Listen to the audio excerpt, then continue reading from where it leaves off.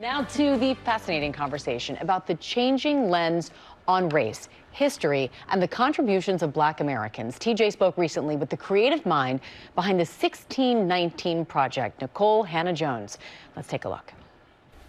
Well, we want to turn now to a new book that explores American history through the lens of slavery, resistance, and the contributions of Black Americans. The book is an expansion of the New York Times Magazine's Pulitzer Prize-winning journalism initiative, the 1619 Project. And here to discuss the 1619 Project, the new origin story, creator Nikole Hannah-Jones. Nikole, it is good to see you once again. And I want to start by asking just, how are you doing? People seem to love using you as a symbol of something good or bad, and you've been through a lot. Just how are you holding up? You know, I have become a symbol for people who love or hate me, but I think the work speaks for itself. The work does. Is there a point, though, through all of that, through all that's been going on really the past couple of years with the project, that was there a point that you just were so exhausted and just wanted to quit, or it never got to that point? No. I mean, the beauty of when you study history like I do, then you understand that anything on my worst day is not as bad as what our ancestors went through, and I take a great deal of strength from that. And I really do think, you know, my work is my mission. It's what I am here to do. So there are days when I want to take, you know, a few hours break, but no, I have a lot of clarity about why I do what I do. We learn in history that the country started at one point, a particular year, 1776 oftentimes, but you argue for folks 1619 is the year. Why? Well, 1619 is the year that the first Africans were sold into the colony of Virginia. And why that matters is so much of our society today, our racial tensions, our inequality, our culture, our political systems, our legal systems, they don't actually begin in 1776. They begin with that decision to engage in African slavery in 1619. So what we're really arguing is that if you want to understand our country, what would it mean to kind of reconsider our origin point and understand that slavery is one of the oldest institutions in America. We engaged in slavery just 12 years after the English settled the colony of Virginia. There's almost nothing older in what will become the United States, and yet we've treated that as marginal to the American story, and we argue that it should be central. We argue it should be central, but why do we still have this separation, do you think? I'd love to hear your answer on this, that there has to be a Black American history or an African American history, and that's not just American history. Well, because we have been treated as asterisks.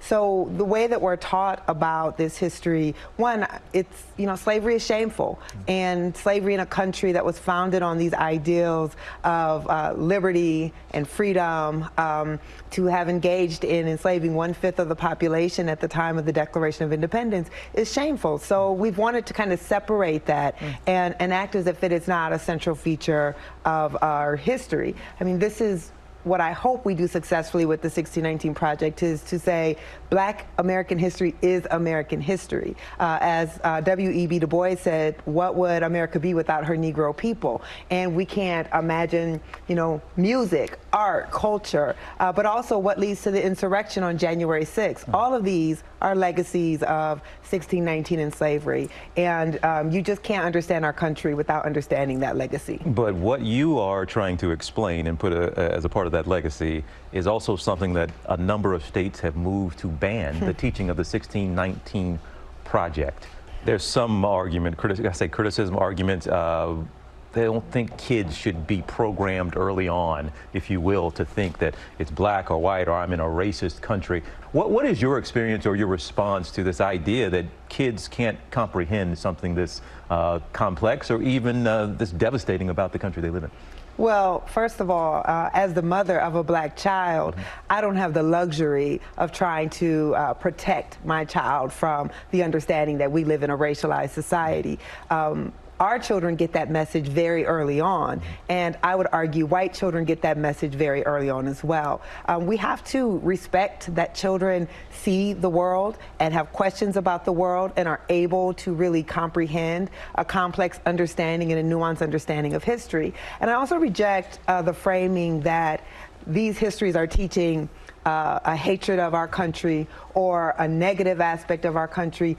This is what happened. This is the country we have. So I don't believe that we should lie to our children, and we can lie to them through omission, which is so much of the history of our country. I mean, I know you probably had a similar experience as I had, which is black people were largely erased from the histories that we got in school. And if you don't think that that erasure sends a powerful message both to black and white students that black people haven't done anything important or we would have learned about it, that black people have not shaped this country, that erasure is sending a powerful message. And what these histories, the 1619 Project and other texts, they're not trying to replace what we learn about American history. They're trying to add to it. They're trying to complexify it, to give us a more inclusive understanding and a more truthful understanding. And I think children can handle it. I know my child can. And this could inspire a new patriotism. What do you mean by new patriotism?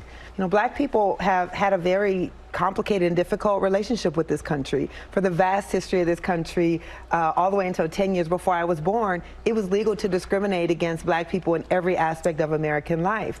And yet, every important thing that's happened in this country, black people have been there. Black people have been actors. Black people have fought in every war. Black people took those words of the Declaration.